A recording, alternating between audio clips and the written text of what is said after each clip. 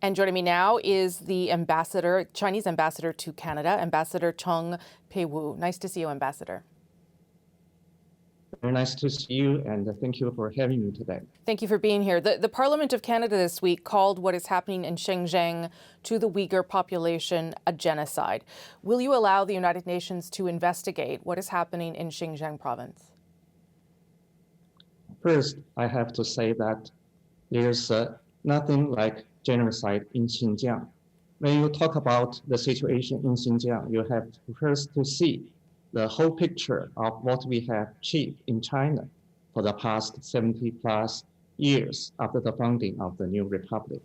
We have made tremendous progress in terms of human rights, and we are now the second largest economy in the world. And yesterday, we officially announced we have scored a complete victory in the fight against poverty, and we have lifted altogether more than 800 million people out of poverty for the past few decades. And if you look at Xinjiang from this big picture, you will see that Xinjiang also is part of the successful story of human rights progress. All right. For example, when it comes to the Uyghur population, because people are talking about the... Ambassador, if you are not willing to say it is a genocide in Xinjiang province, are you willing to say that there is forced detention, forced labor, sterilization of Uyghur women, and torture? Is that happening? All these are lies, and the lies of the century, as people are suggesting. Because first, for the genocide, the term of genocide is clearly defined in international law. It cannot be pinned to China because but that's why I asked you. That's why I asked you, Ambassador. The population of the Uyghurs grows by 2.5 million, an increase of 25%.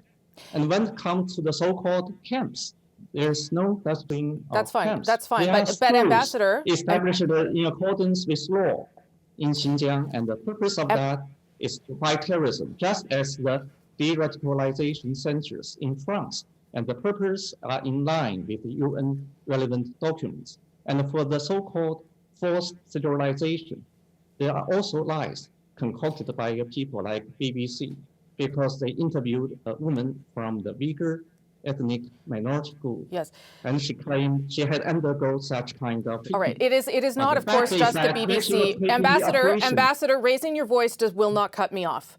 So let me ask me a question now, if I can, please, sir. I'm just sharing those facts and figures. You can make those. You can make those facts, and then I'm allowed to ask the question. Your government has, as you said, denied those abuses, but it's not just the BBC that has done that reporting. The New York Times has done that reporting. The United States Secretary of State says there's a genocide, as does the president. If all the things you're saying are true, if there is nothing happening there, why not allow international observers in to see for themselves what is happening? Do you think the United States and Canada can represent the whole international community? I would like to point out that a lot more countries are speaking out in favor of our policies and the practices in China, and we do welcome people, fair-minded foreigners, to visit Xinjiang. Will you, given what happened in Parliament this week, are you considering retaliating against Canada? We have seen in the past that China has chosen to freeze out particular agricultural goods, for instance, canola or some of our meat production. Is that something that China is now considering to express your displeasure at what happened this week?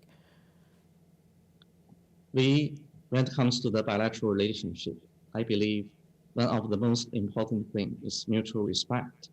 And of course, we follow the principle of that. And it's never like that we are using trade to punish Canada. And the fact is, last year, your export to China has increased by more than 8%, while your total import to the global market as a whole has fell by around 12%. And your pork product to China has been up by about 100%. So that's the facts and the figures. But certainly we'll do take resolute measures to safeguard our national security, sovereignty, and interests. I did interview the U.S. Secretary of State, Antony Blinken, who, when I asked him what the United States would be willing to do to release the two arbitrarily detained Canadians in China, Michael Kovrig and Michael Spavor, he says that the U.S. stands with Canada and that the Michaels should be released immediately and unconditionally. Will you do that? The two Canadian citizens, as you mentioned, they have been prosecuted by Chinese judicial organ because the suspected crimes undermining China's national security, and the relevant authorities in China are handling the case according to law and in an independent way. And in the meantime, their local rights are ensured and guaranteed. And I would like to point out that the detention of Madame Meng Wanzhou is really the arbitrary detention because she violates no Canadian laws at all. And she has been detained over 2 years. So we ask the Canadian side to reflect on that and to release her as soon as possible. Well, I obviously would take issue with the idea that the two Michaels have been charged with anything other than trumped-up charges invented by Chinese authorities. But because you brought up Meng Wanzhou, you brought it up yourself in relation to the two Canadians detained. So you obviously make a link between our detention of Meng Wanzhou, as asked by the United States to extradite her, and the two Michaels. Is that not evidence that the only reason you've detained these two Canadians is because we had to detain Meng Wanzhou, who I point out is spending her detention in her mansion in Vancouver? The nature of these cases are totally different. Then why did you bring them up when I brought up the two arbitrarily detained Canadians? Why would you bring up Meng Wanzhou then if you do not see a relation between those two cases? The fact is that for Meng, she had violated no Canadian law at all, and she was detained by the Canadian side at the request of the United States.